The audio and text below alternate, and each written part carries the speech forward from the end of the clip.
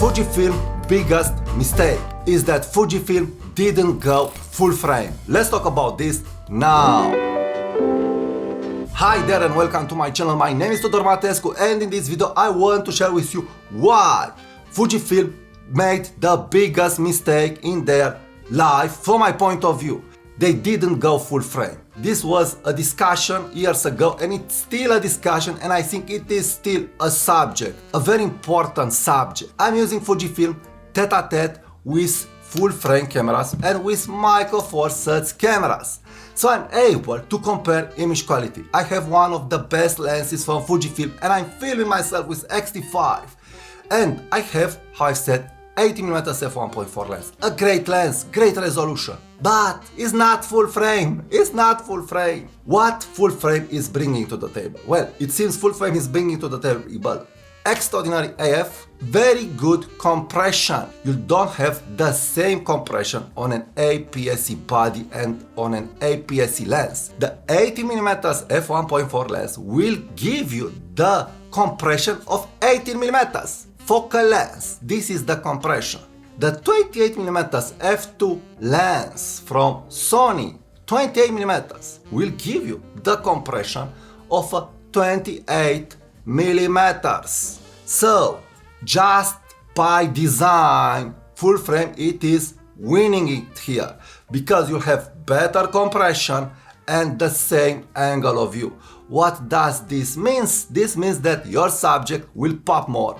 This means that your background will be closer to your subject and the buildings will appear bigger, the subject will appear more powerful in the image. And especially I'm talking here about documentary shots and human photography. So this is where a full frame it is winning. Then a full frame it is winning again at color, at dynamic range, and so on and so on and so on. But Fujifilm decided to go on the other route. They decided to go with medium format. And I think it's great. From this perspective, I really think that this idea of going medium format, it is a great idea. They decided that the full frame guys will fight for the next 10-15 years in the full frame market. But between these years, we will be able to have a medium format that will act at least like a full frame. But it seems they aren't able to bring an APS-C at the level of a full frame regarding AF. And I will do a review about the AF of X-T5. At first I was thrilled, I was liking it, but no, the AF it's tricky and it's not what it should be. So we have acceptable AF, acceptable image quality, acceptable, and acceptable. But is, how I've said, acceptable at a very big price. For the same price, you can get a Sony camera. For the same price, you can get a Lumix S2 camera with better colors, with better AF, with better image quality, and with smaller lenses, with cheaper lenses. And the image quality, it is above a Fujifilm camera. So why go for Fujifilm? Why go? Because yes, Fujifilm it is great to be shooted, because Fujifilm is inspiring, because Fujifilm it is great and all it is great, but till here.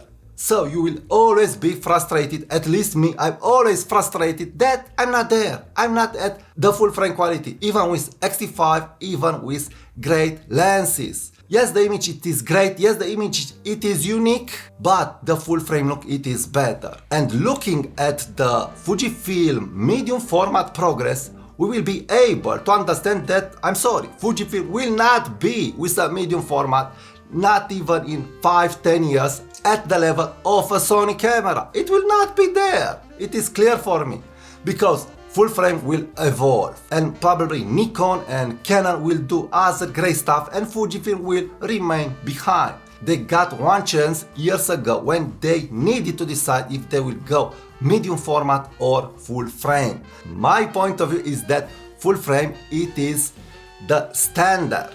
You really need to go full frame. This is a full frame camera, a 40mm full frame camera on film. Look how small it is. Look how small it is. We have Sigma FP. Look how small is that camera. And we have so many small lenses.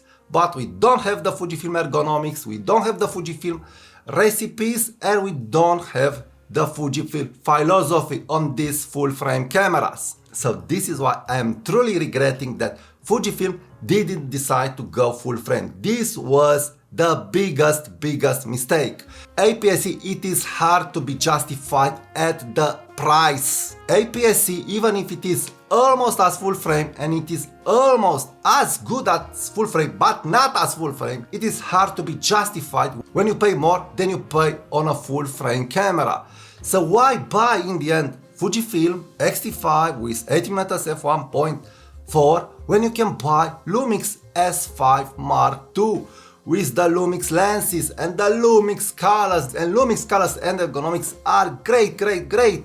So this is my opinion. Tell me what you think and what is your opinion, and let's try to convince Fujifilm to go full frame. I feel that this is the only way. And the last thought, I'm liking my X Pro C, but I would have wanted from X Pro C full frame quality, and they decided not to bring X Pro 4 too soon because of course the X Pro C user will not upgrade just for the 40 megapixels and the full frame almost look. I don't know, maybe this is a discussion for another video. Till then, check my thoughts about X Pro 4 right now. Thank you, and I'll talk to you soon. Bye bye.